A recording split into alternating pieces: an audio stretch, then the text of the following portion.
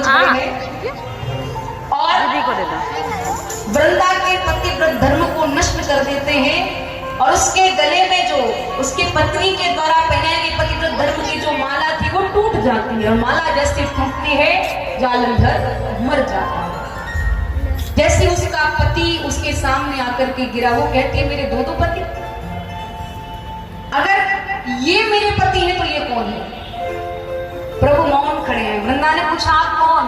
प्रभु कुछ भी नहीं बोले, प्रभु मौन थे। वृंदा कहती है आप पत्थर की तरह मौन खड़े हैं, मैं आपको श्राप देती हूँ कि आप पत्थर ही हो जाओगे। डांस करो, डांस करो। जैसे ही नारद जी ने जाकर के माता लक्ष्मी को ये बात बताई, लक्ष्मी जी क्रोध के कारण महाराज कंपन कर रही है, आती है, वृंदा को श्राप दे देती है।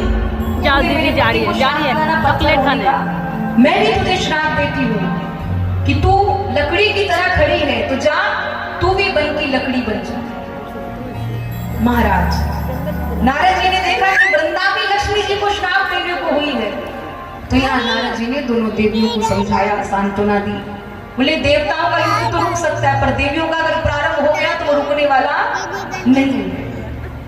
इधर नारद जी कहते हैं प्रभु को पत्थर बनना पड़ेगा और तुम्हें भी लकड़ी बनना पड़ेगा, पर तुम कोई साधारण लकड़ी नहीं बनोगी, वन की देवी तुलसी वृंदा बनोगी। और प्रभु भी कोई साधारण पत्थर नहीं, 7 ग्राम, और तुम्हें प्रभु जरूर मिलेंगे।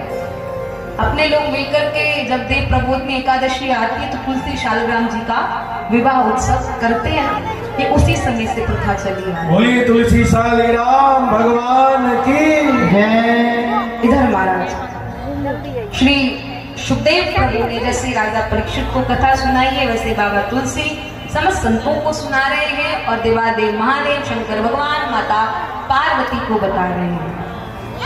जैसे ही कहा बोले देवी एक कारण यह भी आता है, बोले क्या?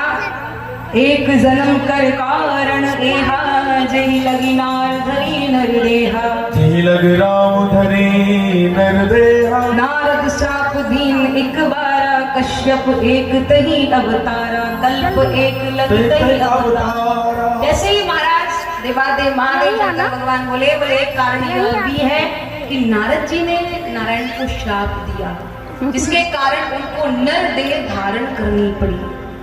माता ने कहा ये बात थोड़ी कम समझ में आई। गिरजा सकित भई सुनिवानी, नारद विष्णु भगत पुनि। बोले वो कैसे उनको श्राप